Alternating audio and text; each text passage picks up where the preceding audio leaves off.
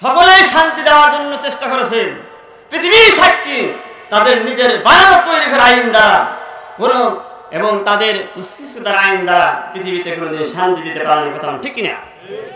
এজন্য শান্তি আসবে কেবলমাত্র আল্লাহ কোরআনের মাধ্যমে, কোরআন প্রতিষ্ঠার মাধ্যমে। এমন শান্তি পৃথিবীতে আসবে যে শান্তি আপনি উপলব্ধি করতে পারবেন এবং অনুধাবন করতে পারবেন। কবর পর্যন্ত আপনার সে শান্তি নিয়ে যাবে। চিল্লা বলেন মারহাবা। এজন্য সেই কোরআন আমাদের মানা দরকার আছে না নাই? কাদের কাদের দরকার? দুই হাত তুলে আল্লাহকে দেখা দেন। লিল্লাহি তাকবীর, লিল্লাহি তাকবীর। আল কোরআনের আলো, আল হাদিসের আলো। হাত নামান আল্লাহ কবুল করুক। আমাদের সকলকে কোরআনুল কারীমের জন্য কবুল করুন। আজকে প্রত্যেকের বাড়িতে কোরআন শরীফ আছে, কিন্তু কোরআনের বিধান মানে আল্লাহ রাসূলের জন্য বলেছে ইউসিক আলান নাস জামানা লা ইয়াবকা মিনাল কোরআন ইল্লা ইসমুহু। কোরআন থাকবে রসক, রসক ছাড়া কিছু থাকবে না। কোরআনের অক্ষরগুলি থাকবে, কিন্তু কোরআনে আইন থাকবে না।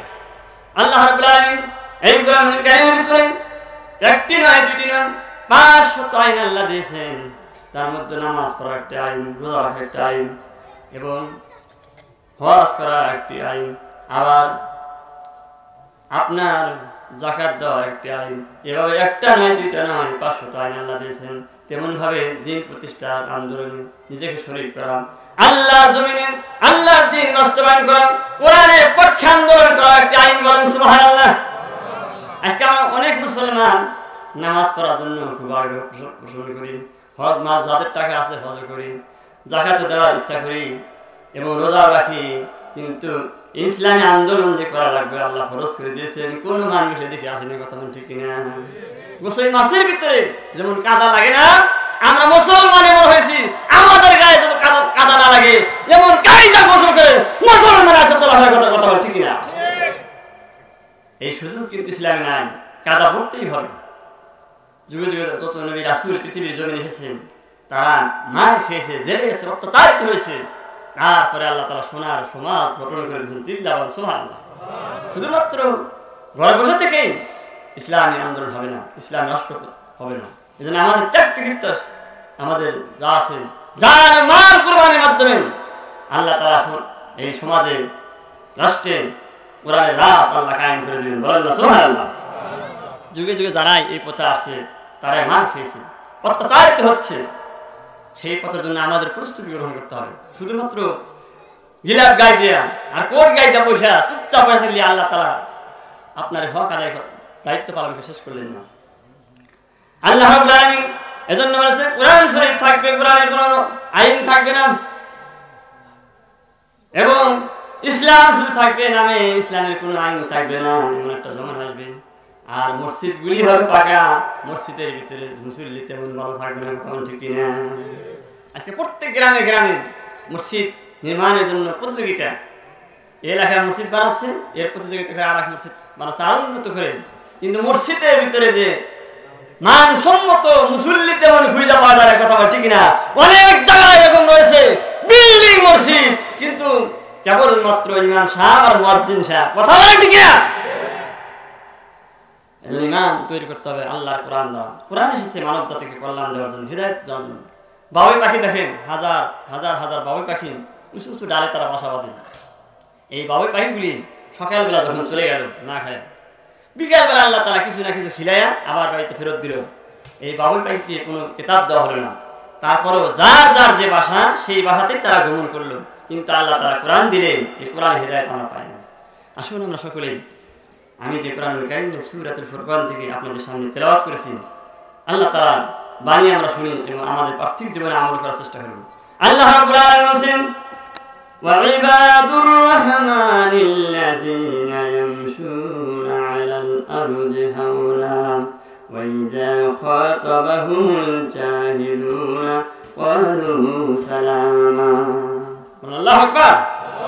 রহমানের বান্দা হলো তারাই, আল্লাহর প্রিয় বান্দা তারাই যারা আল্লাযীনা ইয়ামশুনা আলাল আরদি হাওলা, এই পৃথিবীর জমিনে তারা কোনো অহংকার করে না, নম্রভাবে চলাফেরা করে।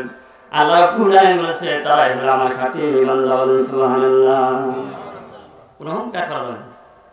অন্য আয়াতে সূরাতুল হজের ভিতরে, সূরাতুল বনী ইসরাঈলের ভিতরে আল্লাহ সুন্দর করে দিয়েছেন, ওয়ালা তামশি ফিল আরদি মারহা ইন্নাকা লান তাখরিকাল আরদা ওয়া লান তাবলুগাল জিবালা তুলা। আল্লাহু আকবার। ওয়ালা তামশি ফিল আরদি মারহা। এই পৃথিবীতে কোনো অহংকার চলে না। এই অহংকার করে তোমরা এই জমিনকে ফাড়িয়ে দিতে পারো না। অহংকার করে লাভ দিয়ে তোমরা পাহাড়ের মতো উঁচু হতে পারো না। তাহলে কিসের অহংকার? আজকে অনেক ক্ষমতার অহংকার করে, চেহারার অহংকার। লেখাপড়া করেছে, আরবিতে কথা বলতে পারে, এই জন্য অহংকারের ঠেলা তার কাছেই যাওয়া যায় না। কথা বল ঠিক না? ইংরেজিতে কথা বলতে পারে, এই জন্য তার অহংকার। এই দুনিয়াতে যারা আমরা রয়েছি, কে আছেন রিক্সা চালক, কে আছেন ভ্যান চালক, কে আছেন পুলিশ, কে আছেন দিন মজুর, কে আছেন দেশের প্রেসিডেন্ট, সকলের সমান অধিকার। চিল্লা বলেন মারহাবা। ইসলাম সবার সমান অধিকার দিয়েছেন। আল্লাহ কাছে সবচেয়ে প্রিয় হলো যার অন্তরে আল্লাহ তাকওয়া রয়েছে এবং যার গুণাবলী রয়েছে আল্লাহ মুত্তাকিন, তাকওয়াবান এবং নম্রভদ্র। এরাই হলো আসল ভাইয়ের আমার। আল্লাহ রাব্বুল আলামিন বাদশা সুলাইমানকে তামাম দুনিয়ার রাজত্ব দান করেছিলেন। চারজন ব্যক্তিকে আল্লাহ তাআলা তামাম দুনিয়ার রাজত্ব দান করেছিলেন, তার মধ্যে বাদশা সুলাইমানের অন্যতম। এই বাদশা সুলাইমানকে আল্লাহ তাআলা একটা তখ্ত দান করেছিলেন। তখ্তের মধ্যে বসে বসে সারা পৃথিবী তিনি ভ্রমণ করেছেন। বলেন সুবহানাল্লাহ বিহামদিহি। বর্ণনা এসেছেন ওই তখ্তের ভিতরে 600 পার্লামেন্ট সদস্য ছিল, আর সেই চেয়ারগুলি ছিল স্বর্ণের। ভাই আমার, ওই সময়ের ভিতরে কোনো মন্ত্রী এমপিরা কোনোদিন ওই চেয়ারের স্বর্ণ থেকে কোনো একটা চুরি করা নিয়েছে? সুবহানাল্লাহ। আজকে বাংলাদেশের অনেক এমপি মন্ত্রী তারা খালি চেয়ার পাতি ছাড়া যত বাংলাদেশ যত সম্পদ সব তারা লুটতারাজ করে খাওয়া শেষ করেছেন। কথা বল ঠিক না? বাংলাদেশে একবার পুতুল বানানো হয়েছে। কথা বল ঠিক না? বিদেশে পারি, ইংল্যান্ডে পারি, সুইজারল্যান্ডে পারি, জাপানে পারি এবং বিভিন্ন আমেরিকাতে পারি, বিভিন্ন জায়গায় বাড়িঘর করে করে আমাদের দেশের টাকাগুলি নিয়ে শেষ করেছে। এরাই হলো আজকে বাংলাদেশের পার্লামেন্ট সদস্য। কথা বল ঠিক না? কিন্তু তৎকালীন সময়ে যারা ছিল কোনদিন তারা একটা টাকা চুরি করার সাহস পায়নি। কারণ বাদশা সুলাইমানকে আল্লাহ তাআলা এমন হিকমত দিয়েছিলেন, যত প্রাণীগুলো আছে সকল তার আজ্ঞাবশ করা দিয়েছেন, তার অনুসরণ করেছেন। বাদশা সুলাইমান আলাইহিস সালাম আল্লাহ রাব্বুল আলামিন সারা পৃথিবীর মালিক বানিয়ে দিয়েছিলেন এবং দেশের প্রধানমন্ত্রী বানিয়ে দিয়েছিলেন। তিনি যখন যৌবনকালে পদার্পণ করলেন তখন তার বিয়ে শাদী করার উপযুক্ত হয়ে গেল। তার মন্ত্রী পরিষদ বললেন আপনি একটা বিয়ে শাদী করলেন। এবার সুলাইমান বললেন আমি বিবাহ করব, কিন্তু আমি যে মেয়েকে বিয়ে করব তার কিছু গুণাগুণ আপনি বলে যাই। 1 নম্বর হলো মেয়েটা নামাজি হতে হবে। চিল্লা বলেন মারহাবা। এই জোরে বলেন এখানে মারহাবা। 2 নম্বর হলো যে মেয়েকে আমি বিয়ে করব আমানতদারি হতে হবে। সুবহানাল্লাহ বলেন। 3 নম্বর হলো মেয়েটাকে সত্যবাদিতা হতে হবে। 4 নম্বর হলো যত মুসিবত আসুক না কেন কেবলমাত্র আল্লাহর প্রতি তাওয়াক্কুল করতে হবে, ভরসা রাখতে হবে। বলেন সুবহানাল্লাহ। যারা আল্লাহর প্রতি তাওয়াক্কুল করে তাদের কোনো ভয় নাই, চিন্তা নাই। ওয়া কানা হাক্কান আলাইনা নাসরুল মুমিনিন। মুমিনদেরকে আমার আল্লাহ সাহায্য করেন। চিল্লা বলেন মারহাবা। এরপরে মেয়েটাকে পর্দানশীল হতে হবে। এই হলো। আর মেয়েটা সুকান্ত পরিবারের মেয়ে হতে হবে, মেয়েটার অবস্থা ভালো হতে হবে। এই যে কয়েকটি পয়েন্ট তিনি জারি করলেন, সারা দেশ ঘুরলেন, কোনো না কোনো একটা ঘাটতি করে থাকে। এবার এই সংবাদ যখন চলে গেল, জেলে পাড়া এক জেলে মানুষ তিনি মাছ ধরে ধরে খান, ওই এলাকার ভিতরে এই সংবাদ চলে গেল বাদশা সুলাইমান তিনি বিয়ে শাদী করবেন, কিন্তু পাত্রী পাচ্ছেন না। ওই জেলের একটা মেয়ে ছিল, দেখতেও সুন্দরী, নামাজি, পরহেজগার, মুত্তাকিন, আল্লাহওয়ালা, আমানতদারি এবং কোনদিন বাহিরে তিনি ঘোরাফেরা করেন না। চিল্লা বলেন মারহাবা। এমন সুন্দর মেয়ে পেয়ে গেছেন। পাওয়ার পরে এবার সুলাইমান আলাইহিস সালাম তিনি তার কাছে এই মেয়েটা চিঠি লিখলেন, আল্লাহ ওগো আল্লাহ, আকাশের মালিক ও জমিনের মালিক, বাদশা সুলাইমান আমি পছন্দ করলাম, কিন্তু বাদশা সুলাইমানের যে অবস্থা, বিশাল সম্পদের মালিক, আমার মতো জেলের মেয়ে তো বিয়ে করবে না। কথা বল ঠিক কিনা? ওই মেয়ের বাবা খুব খুশি যে আমার মেয়ের তো সেই গুণাগুণ রয়েছে, এজন্য খুব খুশি হয়ে গেলেন। আল্লাহর কাছে সাহায্য ছিল, আল্লাহ আমার মেয়েটা যেন সুলাইমানের সাথে বিয়ে বসতে পারে। চিল্লা বলেন সুবহানাল্লাহ। পিতাও দোয়া করলেন, মাও দোয়া করলেন, মিয়াও দোয়া করলেন, তাদের দোয়া আল্লাহ অবশ্যই ফিরিয়ে দেবেন। কথা বল ঠিক কিনা? লা তাকনাতু মির রাহমাতিল্লাহ। আল্লাহ রহমত থেকে তোমরা নৈরাশ হয়ে যাও না। তিনি হলেন ক্ষমাশীল, তিনি গাফুর রহিম। অতএব এই পৃথিবীতে আপনি যা কামনা করবেন অবশ্যই আপনার কামনা সেটা কবুল হয়ে যাবে। বাদশাহ সুলাইমান সারা দেশে কোনো পাত্রী পেলেন না, ভালো মহিলা পেলেন না, বাংলার জমিনে আছে ঘুরে বেড়ান, এই কোয়ালিটির মহিলা পাওয়া যাবে না, কথা বল ঠিক না?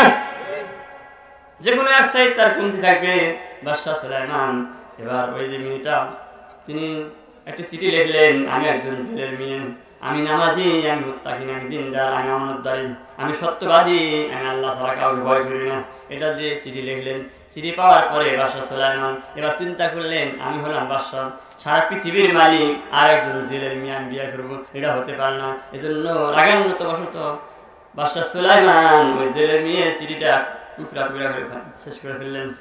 আল্লাহ রাব্বুল আলামিন উপর থেকে এরা বরদাস্ত করতে পারলেন না, কারণ হলো ওই জেলে আমি বানাইছি আর রাষ্ট্রপ্রধান আমি বানাইছি। চিল্লা বল ঠিক না? ওয়ালা তামশি ফিল আরদি মারহা ইন্নাকা লান তাখরিকাল আরদা ওয়া লান তাবলুগাল জিবালা তুলা। বলেন আল্লাহু আকবার। ও সুলাইমান নবী রে, তুমি যে অহংকার করলাম, মনে মনে তুমি পাওয়ার খেসাইলাম, আমি আল্লাহ তাআলা মুহূর্তের ভিতরে একজন বাদশাকে ফকির করতে পারি, কথা বল ঠিক না? নদীর কুল ভাঙে ও কুল জাগে, এই তো নদীর খেলা, সকাল বেলা বাদশারে তুই ফকির সন্ধ্যা বেলা, সকাল বেলার বাদশারে তুই ফকির সন্ধ্যা বেলা। চিল্লা বলেন ঠিক না? অতএব অহংকার করা যাবে না। ও সুলাইমান, আল্লাহ রাব্বুল আলামিন বাদশা সুলাইমানকে এটা মুজিজা হিসেবে দান করলেন। প্রত্যেক নবীকে আল্লাহ তাআলা একটা মুজিজা দান করেছিলেন। যেমন হযরত দাউদ নবীকে আল্লাহ তাআলা তিনি তাকে একটা মুজিজা দান করেছিলেন, সেই মুজিজা হলো আল্লাহ নবী দাউদ নবী যখন কোনো স্বর্ণ অথবা লোহা জাতীয় করে হাতের ভিতরে নিয়েছেন, চাপ দিয়েছেন, আল্লাহ পাক সাথে সাথে ওই লোহা জাতীয় অস্ত্রগুলিকে পানি বানিয়ে দিয়েছেন। বলেন সুবহানাল্লাহ। এটা ছিল দাউদ নবীর মুজিজা। আল্লাহ রাব্বুল আলামিন হযরতে মুসা সাল্লামের মুজিজা দান করেছিলেন, লাঠি দিয়েছিলেন। ওয়া মা তিলকা বিয়ামিনিকা ইয়া মুসা। আল্লাহ বলেন, ও মুসা রে, তোমার হাত ডান হাতে কি? ওই মুসা বললেন, হিয়া আসায়া, এটা হলো লাঠি। এই হাত লাঠি ছাড়ো, জমিনে নিক্ষেপ করো। হিয়া হাইয়াতুন তাসআ, সঙ্গে সঙ্গে লাঠি সাপ হলো। চিল্লা বলেন মারহাবা। আল্লাহ পাক হযরত মুসাকে এই লাঠিতে মুজিজা দান করেছে। এই লাঠি সাধারণ লাঠি নয়, এটা সাপও হয়েছে, বিভিন্ন উপকার হয়েছে। এজন্য আল্লাহ তাআলা এই লাঠিকে তাকে মুজিজা দান করেছিলেন। হযরত মুসাকে লাঠি দিয়েছিলেন। হযরত ঈসা আলাইহিস সালামকে আল্লাহ তাআলা মুজিজা দান করেছিলেন। 1 বছর অথবা 100 বছর আগে, 1000 বছর আগের একটা মানুষ মারা গেছে, ওই মানুষের কবরের পাশে দাঁড়াইয়া কুম্বি ইযনিল্লাহ, ও কে আছো কবরে উঠে পড়ো আল্লাহর হুকুমে। সাথে সাথে লোকটা ওই 1000-5000 বছর আগের যে মৃত্যু মানুষটা সঙ্গে সঙ্গে আল্লাহর নাম নিয়ে উঠে গেছে। চিল্লা বলেন না মারহাবা। এটা ছিল তার মুজিজা। আমার নবীজি বিশ্ব নবী রাহমাতুল আলামিনকে আল্লাহ তাআলা একটা নয়, দুইটা নয়, 3000 মুজিজা আল্লাহ রাব্বুল আলামিন দান করেছেন। চিল্লা বলেন সুবহানাল্লাহ। আর তার মধ্যে সবচেয়ে বড় মুজিজা হলো কুরআনুল কারীম। ভাইরা আমার, হযরতে দাউদ নবী চলে গেছে, তার মুজিজাও চলে গেছে। সুলাইমান নবী চলে গেছে, তার আংটি চলে গেছে। হযরত ঈসা রুহুল্লাহ চলে গেছে, তার মুজিজা চলে গেছে। কিয়ামত পর্যন্ত আর কোনো মানুষ যদি বলে কুম্বি ইযনিল্লাহ, কবর থেকে দাঁড়া যাও, কোনো মানুষের মুখে দাঁড়া আর কবর থেকে মানুষ জিন্দা হবে না, কথা বলেন ঠিক না? আল্লাহ পাক উঠে নিয়েছেন, মুসার লাঠি উঠে নিয়েছেন, কিন্তু কিয়ামত পর্যন্ত আল্লাহ রাব্বুল আলামিন এই কুরআনুল কারীমের মুজিজা কিয়ামত পর্যন্ত থাকবে। চিল্লা বলেন মারহাবা। আল্লাহ রাব্বুল আলামিন রাসূলকে অনেক মুজিজা দিয়েছেন। রাসূল সাল্লাল্লাহু আলাইহি ওয়াসাল্লাম বলেছেন, ও চাঁদ তুমি দ্বিখণ্ডিত হও, হাত দ্বারা ইশারা করেছেন, চাঁদ দ্বিখণ্ডিত হয়ে গেছেন। রাসূলুল্লাহ সাল্লাল্লাহু আলাইহি ওয়াসাল্লাম যখন হেঁটেছেন, আল্লাহ তাআলা তাকে মেঘমালাতে ছায়া দান করেছেন। বলেন না আলহামদুলিল্লাহ। এভাবে হাজার হাজার শত শত মুজিজা আল্লাহ তাআলা রাসূলকে দান করেছেন। বিশ্ব নবী মুহাম্মদ সাল্লাল্লাহু আলাইহি ওয়াসাল্লাম ভাইরা একবার যখন আল্লাহ রাসূলকে মারার জন্য আবু জেহেল আসলেন, আবু জেহেল আল্লাহ রাসূলকে মারার জন্য আসলেন। রাসূল নামাজরত অবস্থা, সকালবেলা বিশাল বড় একটা পাথর নিয়ে আসলেন রাসূলকে মারার জন্য। এলাকাবাসী সবাই চিন্তা করলেন আজকে রাসূলকে মেরে ফেলাবে, আমরা আজকে সেই দৃশ্য দেখবো। এজন্য সবাই মিলে বীর করেছে রাসূল মরে যাবে এই দৃশ্য দেখার জন্য। কারণ কাফের বেঈমানেরা রাসূল মারা যাবে তারা আনন্দ পায়, চিল্লা বলেন নাউজুবিল্লাহ। আল্লাহ রাসূল মারা যাবে তার দৃশ্য দেখার জন্য চতুর্পাশে ঘেরা হয়েছেন। আবু জেহেল বিশাল বড় একটা পাথর নিয়ে তখন যেই মাত্র রাসূলের উপরে নিক্ষেপ করবে, আঘাত করবেন, আল্লাহ রাব্বুল আলামিন সহ্য করতে পারেন নাই আমার রাসূলকে সাহায্য করার জন্য আল্লাহ রাব্বুল আলামিনের পক্ষ থেকে ফেরেশতা জিবরাইল আমিন পাড়া দিলেন, একটা উট বানায়া দিয়ে চিল্লা বলেন মারহাবা। উট এসে দাঁত বাই করে হা করে আছে আবু জেহেলকে খাওয়ার জন্য, চিল্লা বলেন মারহাবা। যে রাসূলকে মারার জন্য এসেছিল আবু জেহেল, এখন সেই উট দেখা নিজেই পালায়ন করতেছে মৃত্যুর হাত থেকে, কথা বলেন ঠিক কিনা? এখন আবু জেহেল বলে আল্লাহ বাঁচাও বাঁচাও, তুমি বাঁচাও, তুমি ছাড়া আমার আর কেউ না, চিল্লা বলেন মারহাবা। আল্লাহ নবী রহমতের নবী গো, আপনি নবী আমার জীবনের জীবন। আল্লাহ নবী রহমতের নবী গো, আপনি নবী আমার জীবনের জীবন। আপনি আমার জীবন সাথী, অন্ধকার কবরের বাতি, আপনি আমার জীবন সাথী, অন্ধকার কবরের বাতি, আপনার জন্য হইলাম দেওয়ানা। আল্লাহ নবী রহমতের নবী গো, আপনি নবী আমার জীবনের জীবন, চিল্লা বলেন মারহাবা। রাসূলকে মারার জন্য আবু জেহেল ছিল আল্লাহর সাহায্য পেয়ে, কারণ হলো মুমিনদের সঙ্গে আল্লাহ থাকেন। ওয়া কানা হাক্কান আলাইনা নাসরুল মুমিনিন, মুমিনদেরকে সাহায্য করেন আমার আল্লাহ, কথা বলেন ঠিক কিনা? আবু জেহেলের গোষ্ঠীর সবাই ছিল, কিন্তু রাসূল ছিল একা, কিন্তু তারপরেও রাসূলকে বিজয় দান করলেন। ওয়ালা তাহিনু ওয়ালা তাহজানু ওয়া আনতুমুল আলাউনা ইন কুনতুম মুমিনিন, তোমাদের কোনো ভয় নাই, তোমাদের চিন্তা নাই, তোমরা যদি সামনে অগ্রসর হয়ে যাও আমি আল্লাহ তাআলা তোমাদের বিজয়ের মালা পরাবো, চিল্লা বলেন মারহাবা। এজন্য মুসলমানেরা ভয় পায় না, মুসলমানেরা সামনে অগ্রসর হবে। কাদিসিয়ার যুদ্ধে আল্লাহ রাসূল সাল্লাল্লাহু আলাইহি ওয়াসাল্লাম যখন সাহাবী, আল্লাহ রাসূলের সাহাবী হযরত সাদ ইবনে আবু ওয়াক্কাস রাদিয়াল্লাহু তাআলা যখন কাদিসিয়া স্পেন বিজয় করে, কাদিসিয়া যুদ্ধ যখন বিজয় লাভ করলেন, টাইগ্রিস নদী পার হবে, আফ্রিকার জঙ্গলে কালেমার দাওয়াত দিবে। এবার সাহাবী ৬০,০০০ সৈন্য নিয়ে হযরত সাদ ইবনে আবু ওয়াক্কাস রাদিয়াল্লাহু তাআলা নদীর কিনারে চলে গেলেন। বললেন আমার রাসূলের সাহাবারা, তোমরা বিল্লাহি ওয়া নাতাওয়াক্কালু আলাইহি হাসবুনাল্লাহু নি'মাল ওয়াকিল নি'মাল মাওলা ওয়া নি'মান নাসির। আল্লাহু আকবার। এই তো অপর তখন নদী পাড়ি দেওয়া শুরু করলেন, সমস্ত সাহাবারা নদীর কিনারে পৌঁছে গেলেন। সাদ ইবনে আবু ওয়াক্কাস বলতেছেন, আমার সাথীরা, তোমাদের উট ঘোড়া এবং অস্ত্র শস্ত্র এবং খাদ্যগুলি তোমাদের এই নদীতে কোনোটা হারা গেল নাকি?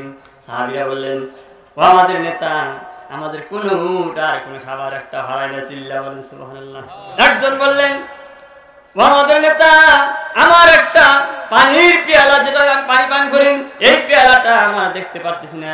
সাদ ইবনে আবু ওয়াক্কাস বললেন, ও মুজাহিদ, দিনের মুজাহিদ, তোমরা দ্রুত ধারণ করো, তোমরা হতাশ হইও না, মুজাহিদের কোনো কিছু এই দরিয়া খেতে পারে না, বলেন না মারহাবা। অবশ্যই অবশ্যই আমার আল্লাহ তাআলা মুজাহিদের সব পার করে দিবেন, বলেন না আলহামদুলিল্লাহ। এবার কিছুক্ষণ পরে দেখতে পেলেন সেই পেয়ালাটা, পানির পেয়ালাটা সাদ ইবনে আবু ওয়াক্কাসের সামনে হাজিরা হয়ে গেল, বলেন না মারহাবা। ওয়া কানা হাক্কান আলাইনা নাসরুল মুমিনিন, মুমিনদের সাহায্য করেন কে বলেন তো দেখি? আরো জোরে বলেন। মুমিনদের সাহায্য করেন আমার আল্লাহ তাআলা। এজন্য সেই যুদ্ধের ময়দানে যুদ্ধ করা লাগেন। হযরত সাদ ইবনে আবু ওয়াক্কাস রাদিয়াল্লাহু তাআলা জঙ্গলের ভিতরে হিংস্র প্রাণী সেখানে থাকতে দিল। ওই দেশের প্রধানমন্ত্রী বলল, মুসলমানেরা তাদের কোনো জায়গা বাড়ি নেই, হিংস্র প্রাণী যেখানে থাকবে ওদেরকে হিংস্র প্রাণী খাওয়া ফেলবেন। কিন্তু সাদ রাদিয়াল্লাহু তাআলা একটা মন তৈরি করলেন। মন তৈরি করার পরে বললেন, ও হিংস্র প্রাণী, রাসূলুল্লাহ সাহাবীরা আমরা এসেছি, আজকে রাতের জন্য তোমাদেরকে জায়গাটা পরিষ্কার করে দিতে হবে, না হয় কোনো প্রাণী আমাদের হাত থেকে বাঁচতে পারবে না, বলেন না সুবহানাল্লাহ।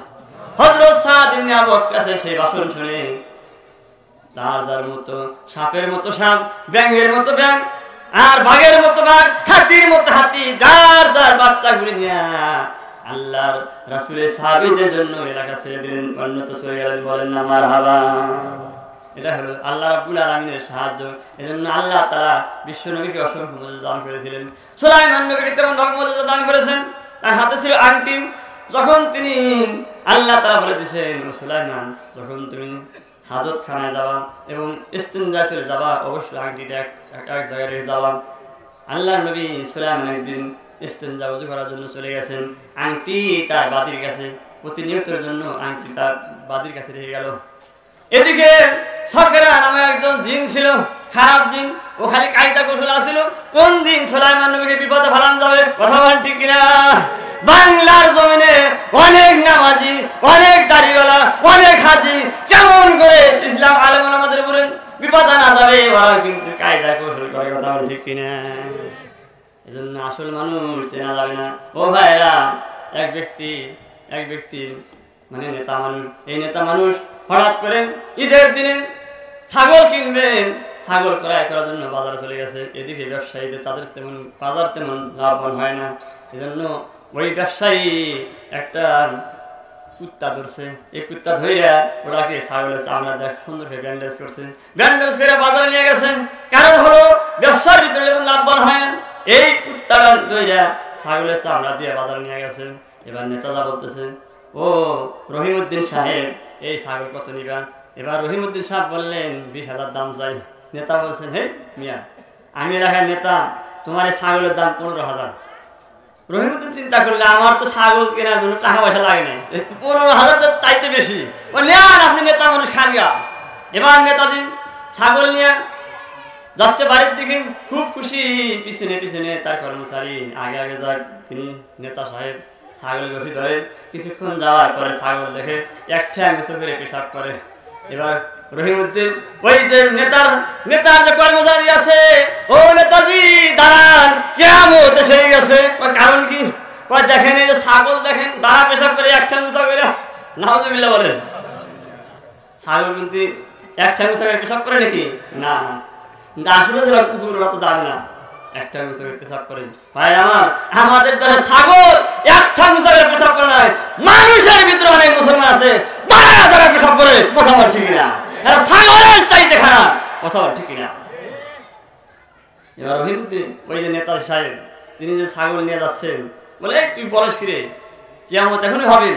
যতক্ষণ পর্যন্ত সূর্য পশ্চিম দিকে না উঠবে এবং পূর্ব দিকে অস্তগামিত না যাবে, ততক্ষণ তো কিয়ামত হবে না। কারণ এখনো পর্যন্ত সূর্য পূর্ব দিকে উদিত হয় আর পশ্চিমেতে অস্তগামিত যান, অতএব কিয়ামত আসে নাই। তাহলে তুই দেখি আগে যান, পিছনে যাই, ঘটনা কি? এবার কর্মচারী আগে যান, পিছনে গেছে নেতা, বড় নেতা। পিছনে যখন যাচ্ছে, কিছুদিন যাওয়ার পরে আবার যখন ছাগলে ওই কুত্তার পেশাব এসে গেছে, কুত্তা একটা ঠ্যাং পেশাব করেছেন। পেশাব করার পরে এবার বললো, ও কর্মচারী, আমি তো 10 ধমক দিলাম, খামাখা খালি ধমক দিলাম, এখন ঘটনা তো সত্য রে। কিন্তু আমি বুঝতে পারি নাই, মনে আসলে কিয়ামত হয়ে গেছে। না হয় এই যে ছাগল কেন একটা পা উঁচা করে পেশাব করবে, কারণটা কি? দুইজনে মিলে বুদ্ধি শুদ্ধি করে পরামর্শ করে এখন গবেষণা করতেছেন। গবেষণা করে দেখি এটা কি রহস্য আছে। দুইজনে তল্লাশি করলো, তল্লাশি করে দেখতে পেল এবার নিচে একটা চামড়া একটু শিলাই দেখা যায়।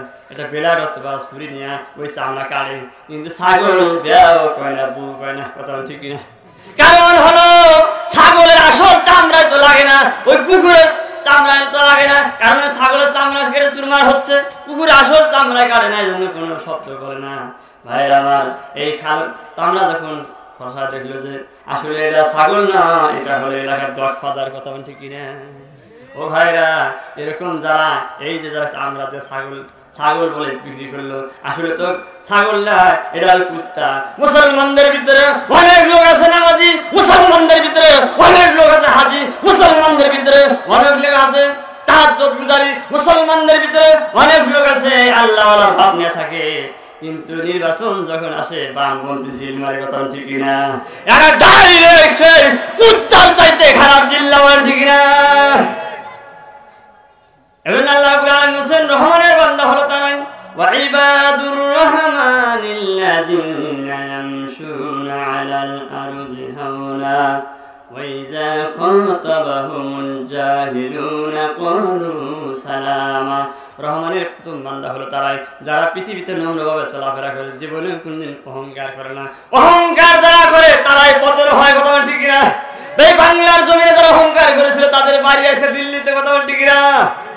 ভাইরা আমার, এই যে যিনি প্রধানমন্ত্রী ছিলেন তার ডান হাত একজন বলেছিল আমরা আছি, আমরা থাকবো, আমাদের আছে 70%, তোমাদের আছে বাকি 30%, খেলা হবে মাঠে, কথা বলেন ঠিক না?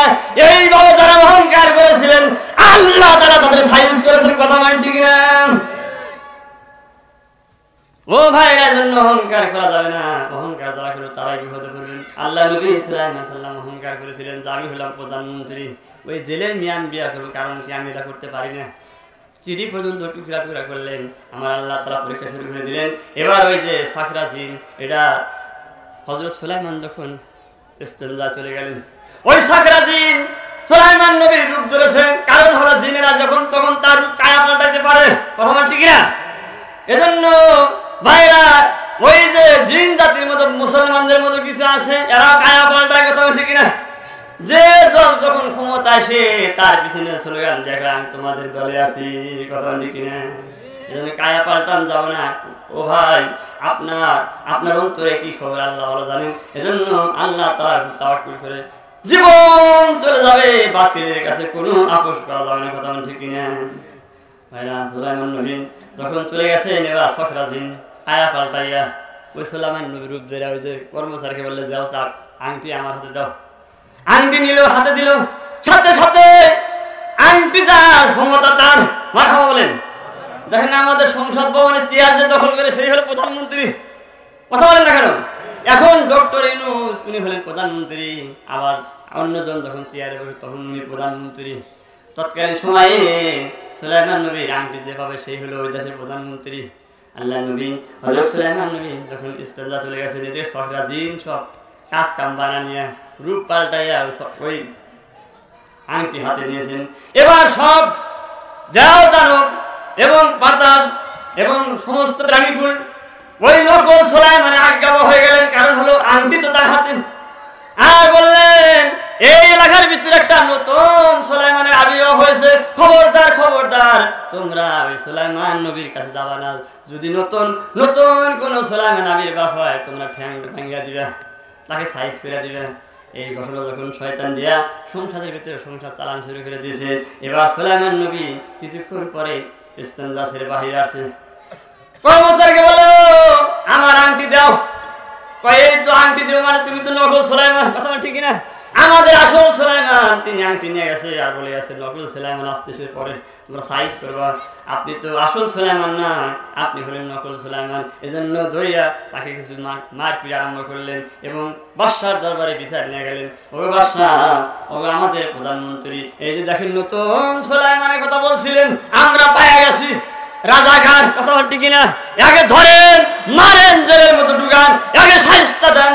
এভাবে তারা অভিযোগ করে, মিথ্যা অভিযোগ করে হযরত সুলাইমান নবীকে রাজ দরবারে হাজিরা দিলেন। এবার সুলাইমান নবী আল্লাহর নবী, তিনি কিছুই বলতে পারতেছেন না আল্লাহর হুকুম ছাড়া। এবার অনেক মা রক্তাক্ত করে সুলাইমান নবীকে এলাকা বাহিরে দিয়ে দিল। বাহিরে যখন চলে গেল নিজের আর কোনো অস্তিত্ব থাকলো না, নিজের কোনো পাওয়ার ক্ষমতা নাই, কারণ হলো ক্ষমতার মালিক হলো কেবলমাত্র আল্লাহ।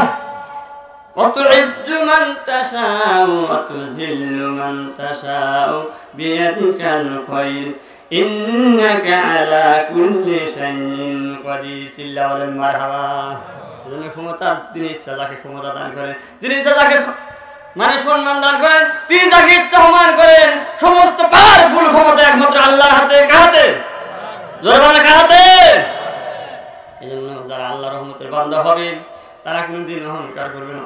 সুলাইমান নবী এলাকা ছাড়লেন, তাকে মেরে এক নদীর কিনারা দিয়ে আসলেন।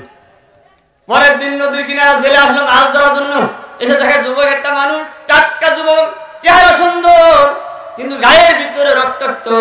এবার তিনি সাথে ঘেরা ধুয়া, এটাকে ধুয়া মুছা সুন্দর করে নিয়ে বাড়িতে নিয়ে গেলেন।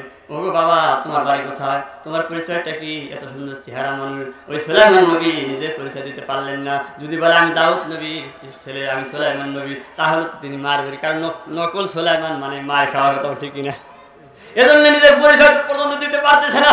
যদি যায় মায়ের আরো আছে, এজন্য গোপন করলেন আমি তো অসুস্থ, আমি তো কিছু বলতে পারতেছি না, আমার কোনো হুঁশ জ্ঞান নাই। এজন্য জেলে নিয়ে বাড়িতে নিয়ে গেলেন। বাড়িতে নেওয়ার পরে তাকে চিকিৎসা দিলেন। 3 দিনের মাথায় তিনি সুস্থ হয়ে গেলেন। বলেন না মারহাবা। কিন্তু তার এত সুন্দর ব্যবহার, এত সুন্দর আচরণ। দুনিয়ার ভিতরে যত নবী রাসূল আল্লাহ প্রেরণ করেছে সকল নবীদের আদর্শ ভালো ছিল। বলেন মারহাবা। কারণ নবীরা ছিল আল্লাহ পাকের প্রেরিত পয়গম্বর। এর আদর্শ দেখলো এত সুন্দর চেহারা, আর আদর্শ সত্যতা এবং জ্ঞানী বুদ্ধিমাত্রা তার এত বেশি ছিল। এজন্য জেলে বললো যে আমার কোনো সন্তানাদি নেই, তুমি আমাদের বাড়িতে থাকো, মাঝে মাঝে আমার কাছে আমার সাথে মাছ ধরতে যাওয়া, প্রত্যেক দিনের বিনিময়ে আমি কিছু তোমাকে উপকঠন দেবো, কিছু টাকা দেবো। হযরত সুলাইমান চিন্তা করলেন আমি যদি এই মুহূর্তে আমার এলাকায় চলে যাই আমার মার খাওয়া লাগবে, কথা ঠিক কিনা? শয়তান তো পয়সা আছে বিনা বোর্ডে, বোর্ড তো লাগে না, অন্যায় ভাবে পয়সা আছে, এখন খালি হুজুর দরবার মারো, কথা ঠিক না?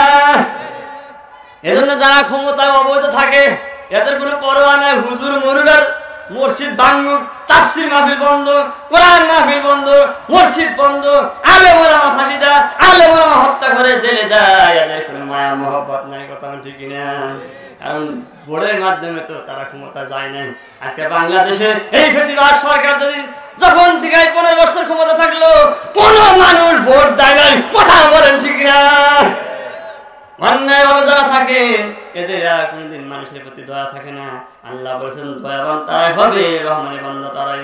ওয়া ইবাদুর রাহমানিল্লাযীনা ইয়ামশুনা আলাল আরদি হাওনা ওয়া ইযা খাতাবাহুমুল জাহিলুনা ক্বালু সালামা। রহমানের বান্দা তারাই যারা নম্রভাবে চলাফেরা করবেন, তাদের 1 নম্বর গুণ বলেন না মারহাবা। কোরআনুল কারীমের ভিতরে এই সূরার ভিতরে মুমিন বান্দার 13টা গুণ বর্ণনা করেছেন। সুবহানাল্লাহ বলেন। একটাই তো আমি অর্ধেক যাই নাই, সিডি এসে গেছে, দেখেন করে শেষ করে দেন। আমি এজন্য বলতে চাই আসুন আমরা কোরআনের জন্য, ইসলামের জন্য প্রচলন করে কে আছেন বিএনপি, কে আছেন চরমনায়, কে আছেন জামাত ইসলাম, কে আছেন ফুরফুরা শরীফ, কে আছেন তাবলীগ জামাতের ভাইরা, প্রচলন করে কোরআনের জন্য জান দেওয়ার জন্য কারা কারা প্রস্তুতি আছে জিহাদ করে আল্লাহকে দেখা দেন। লিল্লাহি তাকবীর, লিল্লাহি তাকবীর। আল কোরআনের আলো, আল হাদিসের আলো। আপনারা আল্লাহ কবুল করুন। বিশাল বড় আলোচনা, যেতে পারলাম না, এখনো কিনারায় পৌঁছেন।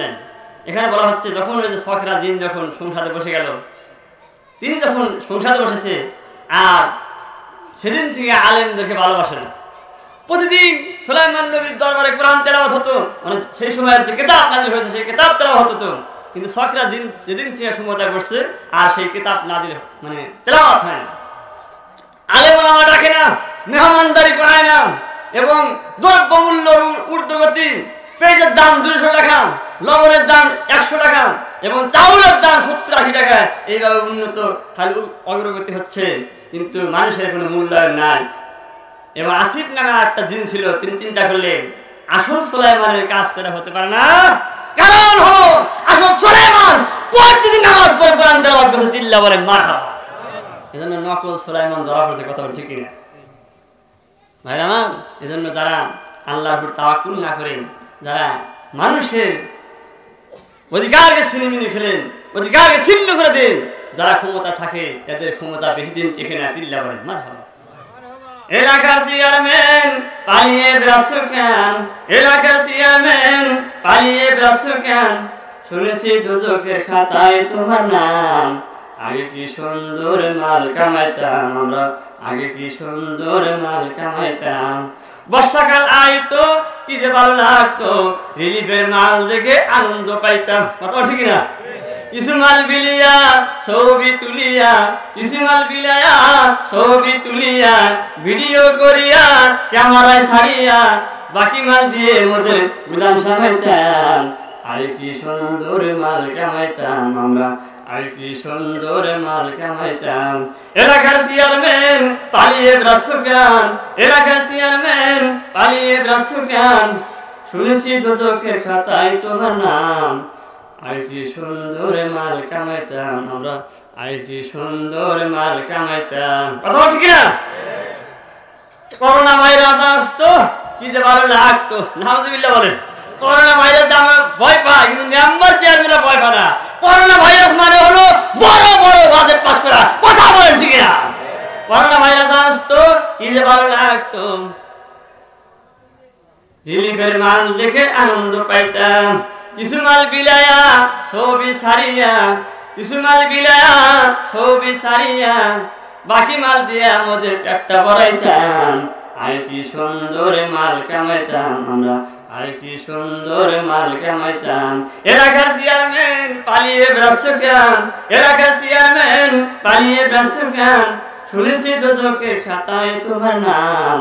আই কি সুন্দর মাল কামাইতাম আমরা, আই কি সুন্দর মাল কামাইতাম। চিল্লাবার নাউজুবিল্লাহ। আজকে চেয়ারম্যানরা গেল কোথায়? চেয়ারম্যান আজ বাড়ি বাড়ি নেয়, পড়ানোর সুযোগ এসে গেছে। কারণ চেয়ারম্যান এমন পাইকারি অপরাধ করেছেন, জনগণ তারা বিচ্ছিন্ন হয়ে গেছে। কথা ঠিক না? আল্লাহর কোরআন মানা নয়, গরিবদের হক মেরে খেয়েছে। এজন্য চেয়ারম্যানগুলিকে আর খুঁজে পাওয়া যাচ্ছে না। আগামী বাংলাদেশ কোরআনের বাংলাদেশ, আগামী পার্লামেন্ট ইসলামের পার্লামেন্ট, আগামী পার্লামেন্ট আল কোরআনের পার্লামেন্ট। কারা কারা জিহাদ আল্লাহকে দেখা যান। লিল্লাহি তাকবীর, লিল্লাহি তাকবীর। আল্লাহ তুমি কবুল করো বলে আল্লাহ আমিন। মা বোন যারা এসেছেন, আপনাদের শুনে এই আজকের আলোচনা নিয়েছিলাম সুলাইমান নবীর কাহিনী। আসলে ঠিক শেষ পর্যন্ত আমি বলতে পারলাম না, সময়ের অভাবে।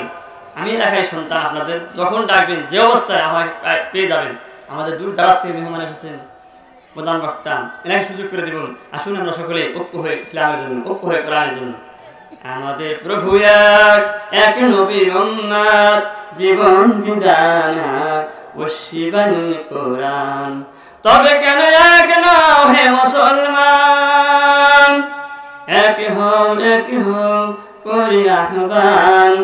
বাইতুল্লাহ এক, মদিনা শরীফ এক, উহুদ পাহাড় এক, বদরের মাঠ এক। একটা তো জীবন আর মরণ তো একটাই, একসাথে মিলে মিশে একটাই প্রাণ। আমাদের প্রভু এক নবীর উম্মত, জীবন বিধান এক ওশিবানী কোরআন। তবে কেন এক না হে মুসলমান। আল্লাহ রাব্বুল আলামিন এজন্য কোরআনুল কারীমের জন্য ঐক্য হয়ে ইসলামের ছায়াতলে এসে কোরআনে আলো আলোকিত হয়ে আল্লাহ যেন সকলে কবরটা যেন মৃত্যুর সময় যেন জান্নাতি কবর এবং জান্নাতি মৃত্যু যেন আল্লাহ সবাইকে দান করেন। আজকের মাহফিল কবুল হোক। সকলের সুস্বাস্থ্য কামনা করছি। যারা যারা কষ্ট করে এসেছেন আল্লাহ তাআলা প্রত্যেককে জান্নাতের মেহমান হিসেবে কবুল করে সকলে।